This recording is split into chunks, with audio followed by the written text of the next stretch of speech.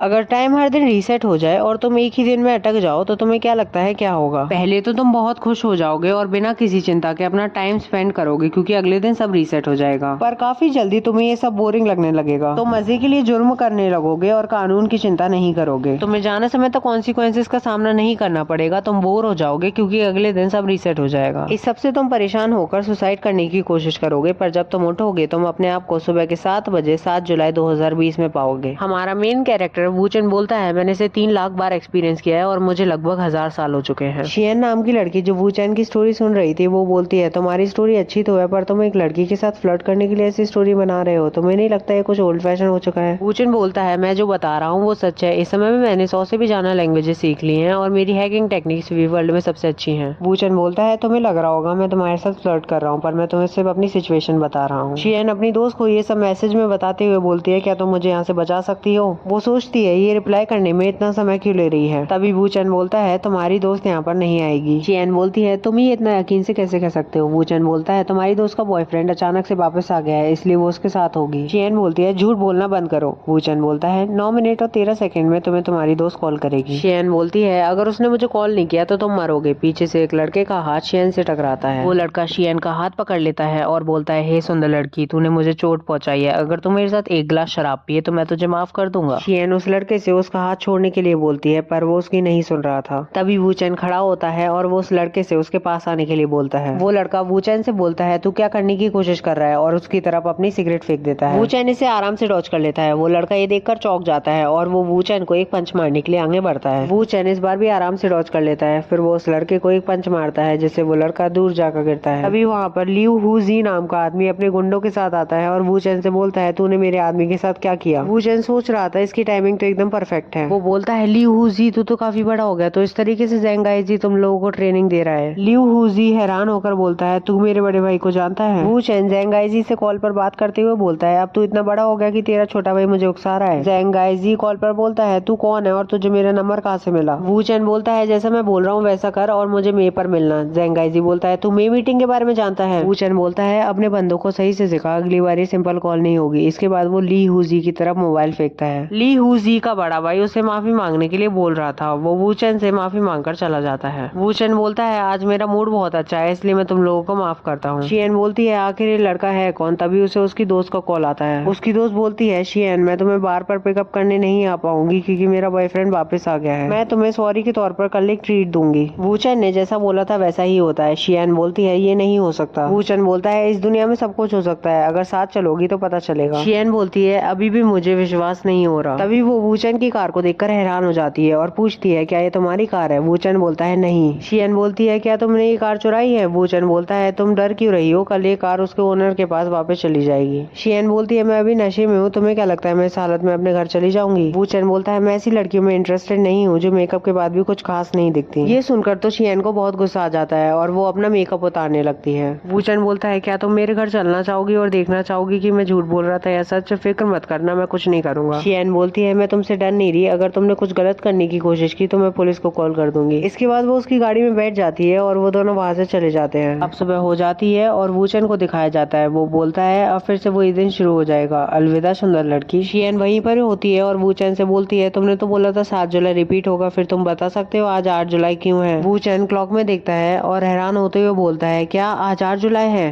Hsien दरवाजा knock करते हुए बोलती है, वूचन तुम किस तरीके के आदमी हो? तुमने तो कहा था तुम मुझे सब एक्सप्लेन करोगे, फिर तुम टॉयलेट में जाकर क्यों छुप गए? वूचन शावर लेते हुए बोलता है, ये सपना नहीं है, टाइम फिर से चलने लगा, मैं इस स्पेस और टाइम के प्रैंक से फ्री हो गया। तभी उसके सामने एक स्क्रीन जैसा इंटरफेस आता है। वो बोलता है, क्या मैंने कोई सिस्टम अनलॉक कर लिया? वूचन देखता है कि उसके फिजिकल एट्रीब्यूट्स बहुत ऑर्डिनरी हैं पर उसके मेंटल एट्रीब्यूट्स बहुत अच्छे हैं। तभी उसे एक टाइम रीसेट नाम का ऑप्शन दिखता है जिससे वो एक दिन को दोबारा रीसेट कर सकता है, पर उसे एक बार से जाना रीसेट नहीं करना वरना उसका टाइम कोटा डिप्लीट होगा। वूचन बताता है, रीइंकार्नेशन से पहले वो सिर्फ एक आम स्टूडेंट था जिसके पास कोई स्किल नहीं थी, पर अब उसके पास 1354 एबिलिटीज हैं। ये सारी स्किल्स और एबिलिटीज प्रूफ हैं कि उसने 1000 साल जिए हैं। अब जब टाइम रीसेट हो गया है तो वो इन सारी स्किल्स को यूज करेगा। शियन को बाहर ये सब सुनाई दे रहा था। वो बोलती है, ये लड़का पागल हो चुका है क्या? जब वो बाहर आता है वो पूछती है, तुम ठीक हो ना? वूचन बोलता है, ये मेरा 1000 सालों में सबसे अच्छा दिन है। शियन बोलती है, तुम फिर से वही बकवास करने लगे। तभी दरवाजे पर कोई आता है और बोलता है, दरवाजा खोल, तूने हमारे बॉस की कार चुराने की हिम्मत कैसे की, आज तू मरेगा। शियन दरवाजे से बाहर कुछ गुंडों को देखती है जो बोलते हैं दरवाजा खोल वरना हम इसे तोड़ देंगे। शियन बोलती है ये तुम्हारी गलती है कि तुमने किसी और की कार चुराई और अब वो तुम्हें ढूंढ रहे हैं। वूचन बोलता है मुझे अंदाजा नहीं था कि ये नॉर्मल डे होगा। वूचन बोलता है मैंने वोंग की कार चुराई थी। शियन बोलती है ये तो वही है ना जो अंडरवर्ल्ड में बहुत फेमस है और अब तुम उसके द्वारा हंट किए जाओगे, ये तो बहुत अच्छी बात है। वूचन वोंग की कहानी सुनाने लगता है। उसके पेरेंट्स को सोशल वर्कर मारा करते थे।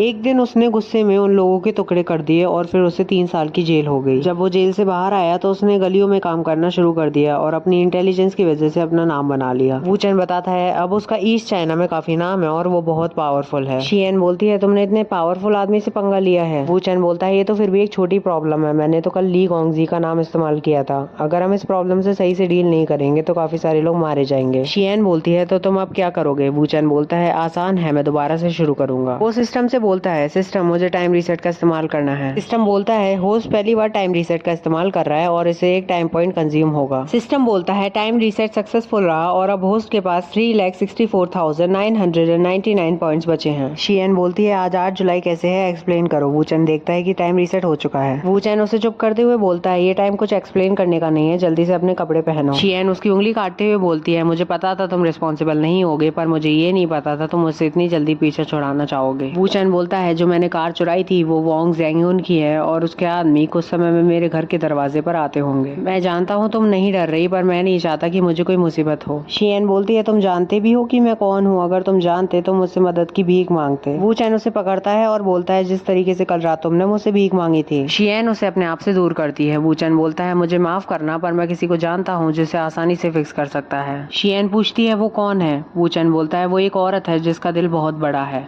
वूचन वोंग की कार लेकर भाग रहा था। वोंग का आदमी बोलता है सामने बॉस की कार है, उसका पीछा करो। वोंग का आदमी बंदूक दिखाते हुए बोलता है रुक जाओ वरना इसके बाद जो होगा मुझे ब्लेम मत करना। वूचन बोलता है अब मजा आएगा और वो अपनी कार की स्पीड बढ़ा देता है। शियन बोलती है तुम इतनी तेज कार क्यों चला रहे हो। वूचन बोलता है मेरे पास कोई और ऑप्शन नहीं है, अगर हम पकड़े गए तो मुझे मुसीबत होगी। वोंग का आदमी बोलता है उस कार को रोको और उस आदमी को बाहर निकालो जिसने बॉस की कार चुराई है। वूचन किसी औरत को कॉल करता है और वो कॉल उठाकर हेलो बोलती है। वूचन कॉल पर बोलता है सीईओ ली मैं आपको बताना चाहता हूँ कि आपकी साइड कोई गद्दार है जिसकी वजह से आप वो शर्त हार जाएंगी। सीईओ ली बोलती है तुम कौन हो और तुम्हें शर्त के बारे में कैसे पता चला। वूचन बोलता है मेरा खुद का इन्फॉर्मेशन सोर्स है और मैं अभी भी आपको बहुत कुछ बता सकता हूँ जैसे कि आपके छोटे भाई के बारे में। तभी वोंग के बंदे वूचन की गाड़ी को टक्कर मारते हैं। वूचन सीईओ ली से बोलता है आप आधे घंटे में किसी को अपनी कंपनी के एंट्रेंस पे मुझे लेने के लिए भेज दो, हम आमने सामने बात करते हैं। सीईओ ली बोलती है क्या मैं तुम्हारा नाम जान सकती हूँ। तभी शियन बोलती है हम दोनों तरफ से घिर चुके हैं। वूचन बोलता है अभी नहीं। वो कार की स्पीड तेज कर देता है और बोलता है अब तो मेरी ड्रिफ्ट देखो। वोंग का एक आदमी बोलता है क्या कमाल की ड्राइविंग स्किल्स है। दूसरा आदमी बोलता है ये समय उसकी तारीफ करने का नहीं है, उसका पीछा करो। वूचन उन लोगों की कार को अपनी कार से पीछे छोड़ देता है। उसके बाद वो एक जगह रुकता है और शियन से बोलता है कि हम तुम्हारे घर पर आ गए। शियन बोलती है तुम्हें कैसे पता चला मेरा घर यहाँ पर है। छोड़ो मत बताओ, तुम फिर से कोई 1000 साल जैसी ही बात करोगे। शियन कार से उतरते हुए बोलती है तुम्हारी ड्राइविंग स्किल्स बुरी नहीं है, तुमने कहाँ से सीखी। वूचन बोलता है ऐसी ड्राइविंग स्किल्स मैंने अपनी जान को दाव पर रखकर सीखी हैं और मैं जाने कितनी बार मरा भी हूँ। तुम मुझसे मत सीखना, मेरे पास तो काफी सारे चांसेस थे पर तुम्हारे पास सिर्फ एक है। शियन बोलती है तुम कितने बड़े झूठे हो, चलो मुझे अपना कांटेक्ट नंबर दो, अगर मेरा किसी दिन मन हुआ तो मैं तुम्हें कांटेक्ट करूंगी। वूचन उसकी नहीं सुनता और वहाँ से कार को स्पीड में भगा के ले जाता है। शियन बोलती है उसने मुझे इस्तेमाल किया और मुझे अपना कांटेक्ट नंबर भी नहीं दिया। शियन बोलती है लगता है जो बाद में हुआ वो एक एक्सीडेंट था, पर फ्लर्टिंग लगता है मेरी फ्रेंड ने अरेंज की थी, वरना उस लड़के को मेरा घर का एड्रेस कैसे पता चलता। मैं इसके बारे में अपनी फ्रेंड से पूछूंगी, पर तुम मेरे से पीछा नहीं छुड़ा सकते पागल लड़के। इसके बाद आधे घंटे बाद का सीन दिखाया जाता है। हमें ली रोबिंग यानी सीईओ ली के बारे में बताया जाता है। वो दोंगहाई सिटी की स्टार एंटरप्रेन्योर है, फिर भी उनका बैकग्राउंड बहुत कॉम्प्लिकेटेड है। उनसे जाना उनके छोटे भाई को छूट दी जाती है। वूचन ये भी बताता है कि वो इतनी सुंदर लड़की है कि मैंने भी उसके साथ एक बार किया है। एक आदमी सीईओ ली के ऑफिस में वूचन को लेकर आता है। वो बोलता है मिस ली मैं इसे लेकर आ गया। सीईओ ली उस आदमी से जाने का बोलती है। वो आदमी वहाँ से चला जाता है। सीईओ ली ने वूचन की सब डिटेल्स निकलवा ली थी, उसका नाम, उसकी एज, उसके पेरेंट्स का नाम, उसके पेरेंट्स का ऑक्यूपेशन और उसकी बहन के बारे में भी। वूचन बोलता है जैसा कि मैंने एक्सपेक्ट किया था, आप तो बहुत कमाल किए हैं, आपने एक फोन कॉल से इतना कुछ पता कर लिया। सीईओ ली उस पेपर को फाड़ते हुए बोलती है तुम्हारी आइडेंटिटी बहुत नॉर्मल है, पर एक नॉर्मल पर्सन को शर्त के बारे में नहीं पता होना चाहिए था, आखिर तुम हो कौन। वूचन बोलता है आप मुझे एक इंटेलिजेंस इन्फॉर्मेशन डीलर समझ सकती हैं। वूचन बोलता है मुझे काफी सारी चीजें पता है जिनके बारे में आप चिंता करती हैं, जैसे कि वो गद्दार कौन है। अगर आप मुझे 10 मिलियन दे तो मैं आपको उसका नाम बता सकता हूँ। सीईओ ली टेबल से कुछ निकालते हुए बोलती है एक अनजान अचानक से मेरे पास आकर बोलता है कि वो मुझे गद्दार के बारे में बताएगा और मुझसे 10 मिलियन की रिक्वेस्ट कर रहा है। वो उसे गन दिखाते हुए बोलती है तुम्हें क्या लगता है मैं मान जाऊंगी? सीईओ ली बोलती है अगर तुम मुझे कोई ढंग का एक्सप्लेनेशन नहीं देते तो मैं तुम्हें यहाँ से जिंदा नहीं जाने दूंगी। वूचन बोलता है आप मुझे शूट तो करेंगी पर आप मुझे इसके बिना मारेंगी कैसे?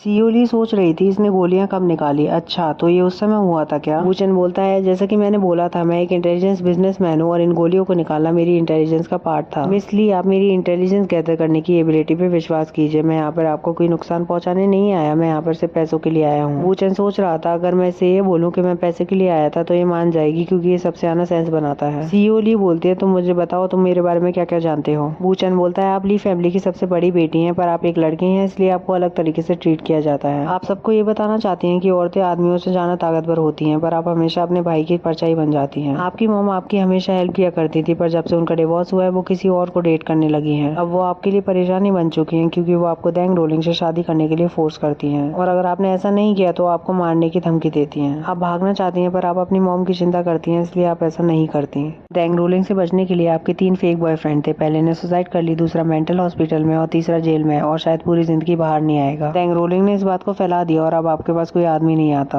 आपने इस शादी से बचने के लिए दैंग रोलिंग के साथ एक शर्त लगाई, आप दोनों ने एक नया बिजनेस खोला है और 5 साल बाद जिसका बिजनेस ज्यादा तरक्की करेगा वो ये शर्त जीत जाएगा। पर आप ये नहीं जानती कि आपके साथ कोई गद्दार है जो दैंग रोलिंग के साथ मिला हुआ है और वो लॉन्च के दिन सब खराब कर देगा। वूचन बोलता है आपको और बात करनी है? सीईओ ली इतना सब सुन के उसे चेक साइन करके दे देती है। सीईओ ली बोलती है मुझे बताओ कि वो गद्दार कौन है? वूचन बोलता है हाँ क्यों नहीं। तभी उस ऑफिस में सीनियर असिस्टेंट फेंगयान आता है और वो बोलता है मिस ली आपको इन डॉक्यूमेंट्स पे साइन करने हैं। वूचन फेंगयान के बाल पकड़कर उसका सर टेबल में मारता है और बोलता है ये है वो गद्दार। फेंगयान बोलता है तुम क्या बात कर रहे हो? वूचन बोलता है तुम्हारे स्विस बैंक अकाउंट में $5 मिलियन क्या कर रहे हैं? फेंगयान बोलता है तुम कौन से $5 मिलियन की बात कर रहे हो? वूचन बोलता है अच्छा तुम नहीं बताओगे। वो उसका फोन निकालने लगता है, वो उसके फोन से दैंग रोलिंग को कॉल लगाता है। दैंग रोलिंग बोलता है तुम्हें कोई इन्फॉर्मेशन मिली? इससे सीईओ ली को यकीन हो जाता है कि फेंगयान ही वो गद्दार था। वूचन फेंगयान की तरफ मोबाइल फेंकते हुए बोलता है अब तुम कुछ बोलना चाहोगे? सीईओ ली बोलती है तुमने इन सालों में काफी पैसे कमाए हैं पर मैं इसे पर्सनली नहीं लूंगी, पर मुझे ये नहीं पता तो तुम मुझे $5 मिलियन के लिए बेच दोगे? फेंगयान उससे माफी मांगने लगता है और बोलता है मुझे आपको कुछ बताना है। वूचन बोलता है तुम्हारी मॉम नहीं चाहती कि तुम दैंग रोलिंग से शादी करो और उनकी तरह सेक्रीफाइस करो पर ये तुम्हारे ग्रैंडफादर के प्रेशर की वजह से हो रहा है। ऐसा दैंग रोलिंग ने इससे बोलने के लिए बोला है क्योंकि वो जानता है तुम्हारी मॉम तुम्हारा वीक स्पॉट है। अब तुम डिसाइड करो तुम्हें इसके साथ क्या करना है। सीईओ ली फेंगयान से बोलती है तुम यहाँ से चले जाओ और मुझे अपना चेहरा मत दिखाना। फेंगयान उसे थैंक यू बोलकर चला जाता है। वूचन बोलता है मुझे लगा था तुम उसे मार दोगी। सीईओ ली बोलती है मैं खुद नहीं करूंगी, आज रात वो सीमेंट में नदी के नीचे गाड़ दिया जाएगा। सीईओ ली बोलती है मुझे तुम पर पूरी तरीके से विश्वास नहीं हो रहा, हो सकता है तुम दैंग रोलिंग के साथ हो और तुमने फेंगयान को जानबूझ के एक्सपोज किया है जिससे तुम मेरा ट्रस्ट जीत सको। वूचन बोलता है तुम बहुत शक करती हो, चलो मेरे पास एक तरीका है जिससे तुम्हारे सारे सवाल क्लियर हो जाएंगे, मुझे अपना फेक बॉयफ्रेंड बनने दो। अगले पार्ट में वूचन सीईओ ली के भाई से मिलेगा और दैंग रोलिंग अब क्या करेगा। अगर आपको ये वीडियो अच्छा लगा हो तो लाइक करो और चैनल को सब्सक्राइब करो।